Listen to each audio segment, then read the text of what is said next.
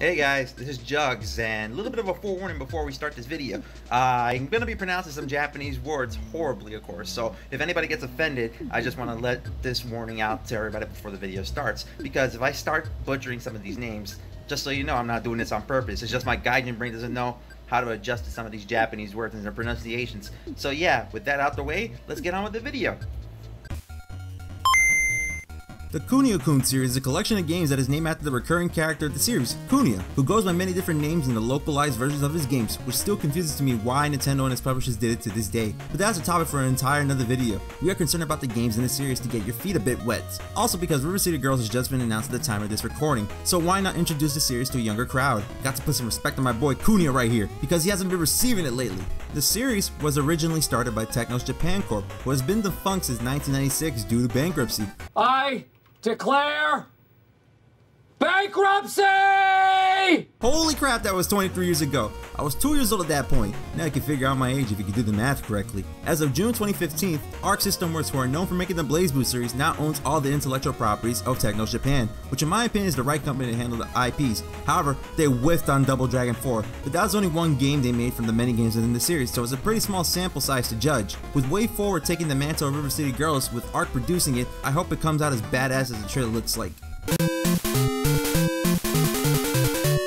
Now to start things up, we must go over, wait, how do you pronounce this?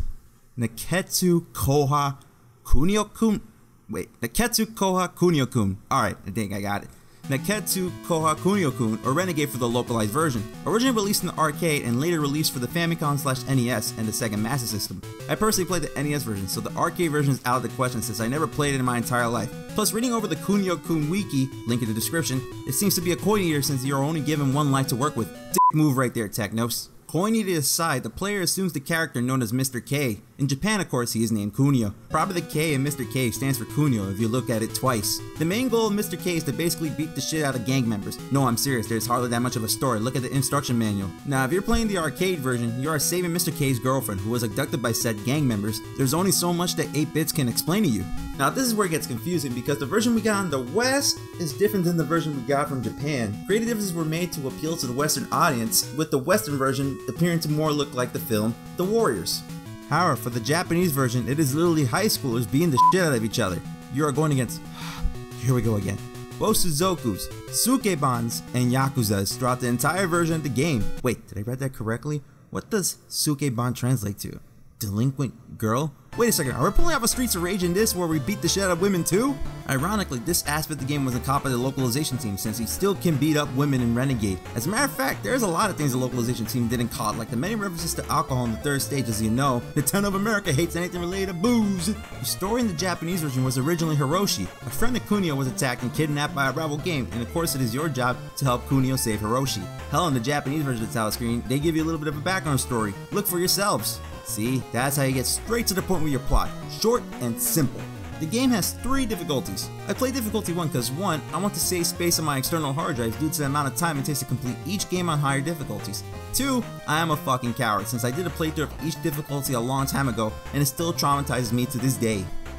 Mama! The boogeyman is coming to get me again! No, Doug, that game is not going to harm you physically. Now quit acting like a baby, you're 25 years old. Gameplay is simple. I mean, you only have 3 buttons to work with. What is the worst you can do? Punches depend on where your character is facing. If Kunio's facing in the left, press B to punch, while you press the A to kick backwards. Vice versa when facing the other direction. You grab your enemies when they're stunned. You can just press the corresponding button when you're close to them. When grabbed, you can beat the snot out of them, or you can toss them over for major damage. It can be a little bit difficult to pull off at first, but once you get into the rhythm, everything will be easy. Once you learn it, you can toss enemies out the stage, which can instantly kill enemies, therefore reducing the amount of time to beat one guy. You can also do a running kick, but I find this to be useless and had no situations where I had to use it in any of my playthroughs. There are 4 levels in the entire game. Each level has a unique scenario to them, and it comes into play when you are fighting. Level 1 is your typical introduction to the game. Kunio starts off in a subway platform, nothing too drastic yet. You are given 3 minutes to complete each screen, but if you run out of time, you lose a life. Complete it before the 3 minutes, you move on to the next screen. One bonus about completing a screen is that your health gets fully restored, which is really forgiving compared to Double Dragon. Level 2 is nothing special until you steal a gang member's motorcycle. That is when the gameplay shifts a bit. You can knock baddies out of the motorcycle and make them wipe out into the highway. That sounded a lot better when I wrote that out of my head. Screw it, I won't take that back because fuck those game bangers. Once you make it to the boss is not that difficult if you know what you're doing, of course. Just toss him away. Level 3 is where the difficulty gets bumped a tick or two depending on your choices. We'll get into that later. The stage has female gang members that are ready to peg you, step on you. God damn it, kick your ass. I will call the police because I was taught to never put my hands on a woman, but this is a video game and integrity is still out the window. So go ahead, there's no shame in defending yourself in this video game. Look, they have chains to beat you up with. Don't you know how much that hurts? Not that I got hit by chains myself, but that's besides the point. Once you clear off that hormonal rage all on the screen, you are given a choice between 2 doors. If you complete the challenges behind any of these doors, you will move on to the final level of the game. Now you're probably asking which door should you go for? And if you're asking, please be more patient. I was about to get there. God. Behind the left door, you're greeted to more Sukebans to beat up. Wow, I got that on the first try. Yeah. Now, we'll ask what the hell was going on before I barged in, but I'm not going to bother. All I know is that the bartender is staring off into space like he's in shock with what Kunio is doing with these ladies. Or maybe he is having some form of an existential crisis and staring off into the distance, contemplating where his life is going due to the current events happening in front of him. Whoa, whoa, whoa! Let's roll that back for a minute. Seriously, it's not that deep. Behind the right door, you go against Kim, or Masuzu if you're playing the Japanese version. Let me tell you guys something. If you're a masochist, be my guest and take this path. Otherwise, avoid it like the plague because this bitch will fuck you up. I've tried so many times to beat her that I just give up at that point. For the sake of your own sanity, take the left door instead since you make it to level 3 without taking a hit to your pride.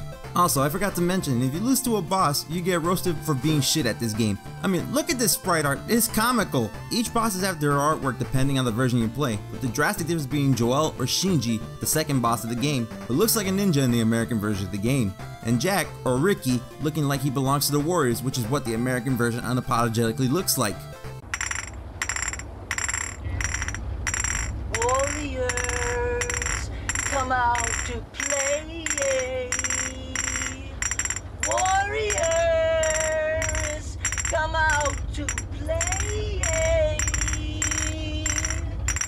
Level 4 is a hard level not because of its difficulty, but because of how tedious it is and the number of curveballs it throws you if you don't know where you are going. If you can't tell, this is a maze level and you can walk around in circles if you don't have a map, even to the point of starting the level all over again. Save yourself the headache and get a walk to guide you through this.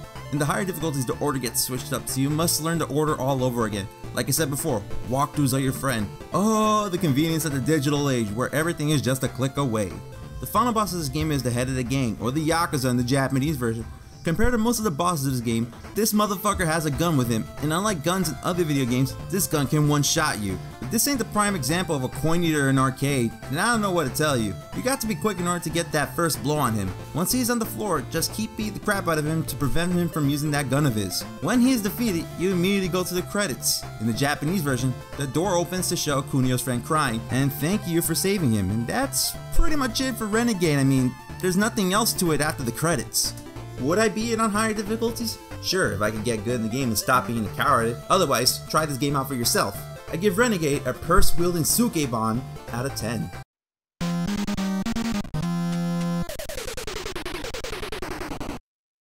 Downtown Neketsu Monogatari, or River City Ransom, is one of the more well-known games within the Kunio-Kun series. It is another beat-em-up, however, compared to Renegade, the game takes a more action RPG twist with it. Players are given an open world to explore in a non-linear fashion, unlike being restricted to a screen around you. Very reminiscent of Double Dragon, even though that game is not open world, but I will go over that game in detail in the next video. The story follows Alex and Ryan, or Kunio and Ricky if you play the Japanese version, because like I said, localizations, in which they cross to River City to reach River City High School and save Ryan's girlfriend Cindy from the hands of Slick, a known rival of Alex. Fun fact, Ricky, or Ryan, is the first boss of Renegade. He is the one with the Warriors getup. Kinda funny how the tables turn against each other. Along the way, you must fight through many gangs that make up River City. You got the generic dudes, and as the name states, they are your token bad guy that you see in the beginning of the game. They are most likely to run away from battle, to gangs like the Plague, which are mostly seen around River City High and are the toughest gangs to beat up.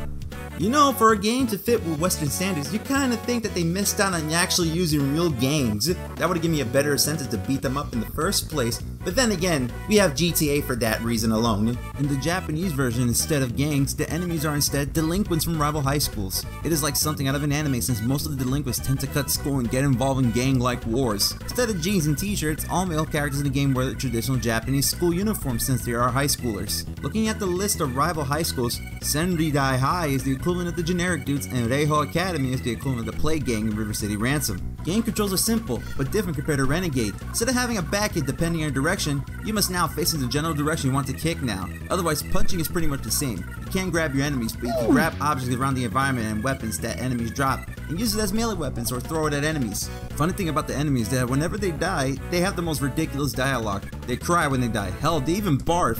Like, how hard did Kunio hitting you in the stomach, my guy? Look, I know you're going to call me crazy, but I need you to test this out for me. But I need you to punch me in the gut. Yeah, you heard me right. In the fucking gut, right here. In the stomach area, whatever you like to call it. See? Now I want you to give it all you got and put some elbow grease instead. Okay, now a 3, a 2, and move!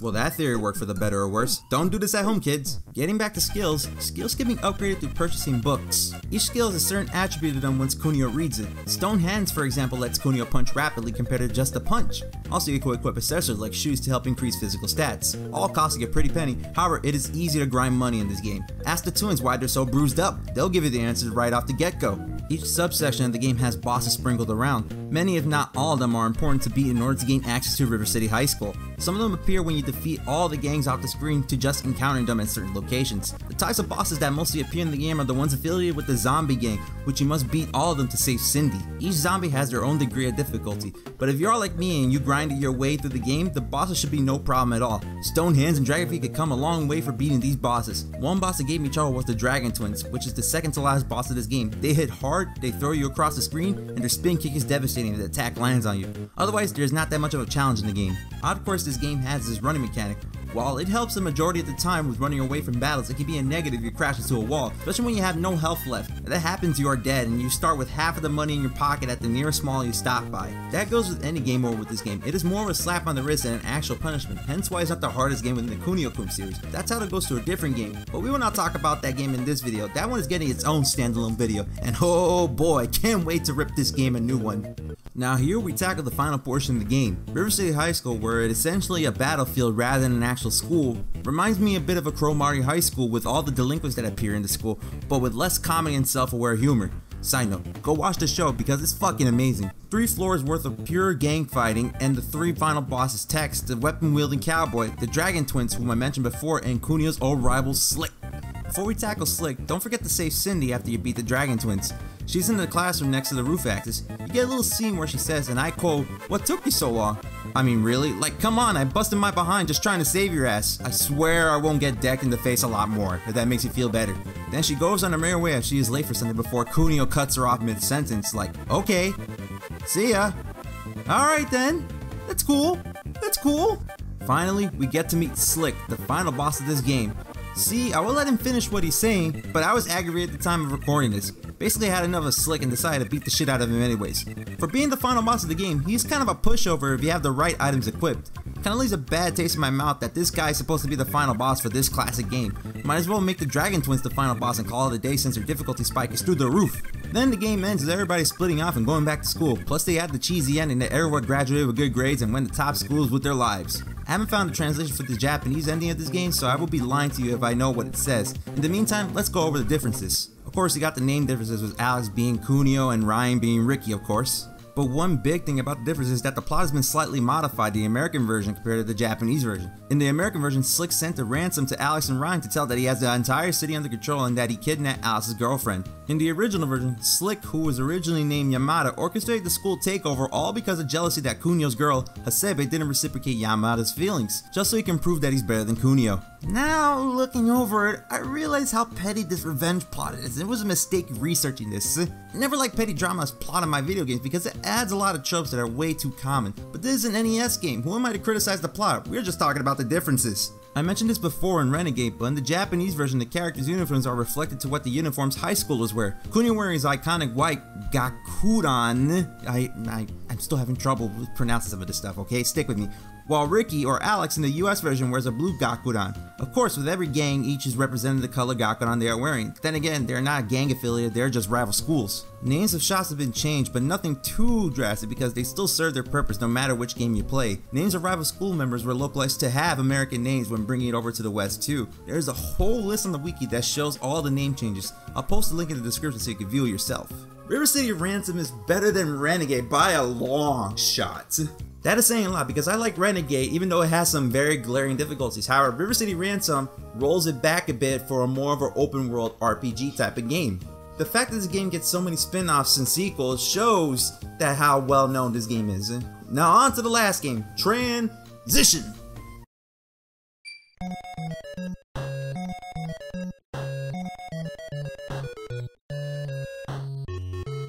Now I know what you're thinking. Jugs! Jugs! I thought the whole entire Kunio-Kun series was full of beat 'em ups.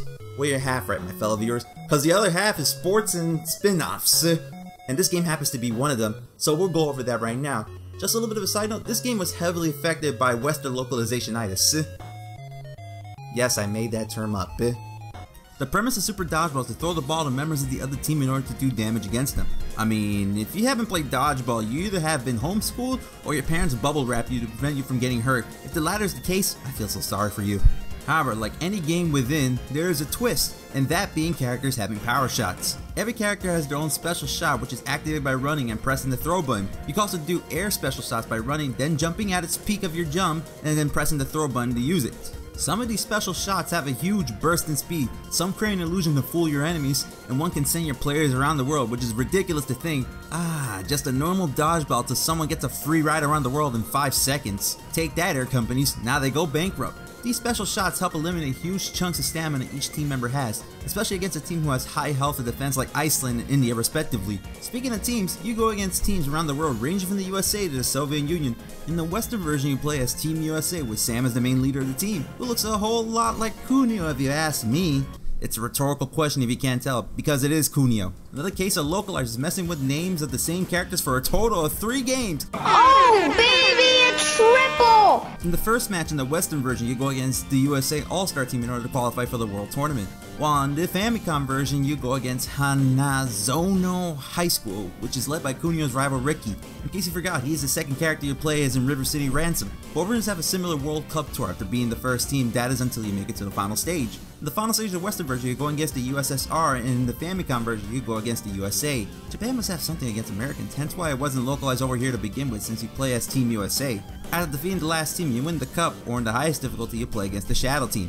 In order to go against the Shadow Team in the lower difficulties, you can't lose your teammates at all during any match. This team is a carbon copy of the team you play as, except their ball power is exceptionally higher. Talk about a huge mirror match that doesn't involve fighting games. Take that, FGC. With that being done, you're officially done with the game. Pretty sure if you ask me. Unless you play the harder difficulties, which makes the enemy team a lot more defensive, so take your time to their grabs. Besides all that, you can play 2-player mode. Then again, I have no friends to play with, so this feature is useless to me. I said all the differences between the East and West, and there is not that much to it. It's just plain old dodgeball game that has Kunio involved in it. The same could be said for many of the sports games in this series. Milk toast at best and played a short burst or one sitting. I mean, there is nothing more to this game. I mean, what the hell you want me to say? I mean, it's just dodgeball. I mean, you know what you're getting. Instead, it's just, there's hardly any, how should I say, replay value. I mean, I'm trying not to rip into the game because this game is pretty good for what it was at the time. But still, there's many other NES games that were out at the time that had a lot of replay value. But this game is just not it though. My final remarks of this game, Super Dodgeball gets an around the world shot out of 10. Well, I finally did all 3 games for this first volume, and I don't know how to finish it off. What does my script say? A big old blank. You know what? I actually got a perfect idea. Transition! The Kunio-Kun series is underappreciated for what it has done for the beat-em-up genre. The fact that it's still getting spin-offs and sequels shows that the fans is what keeps the series alive. In this video, I hope you can at least appreciate the fact that this series has a foot in the classics library. Now, there is only a small part of this series. In the next volume, I'm going to talk about the sequel to River City Ransom. Well, technically, there's a prequel and another game within the River City Ransom moniker. They are both in the Super Famicom, so there's that to see. With that being said, this is Jug signing off, and see you in the next video.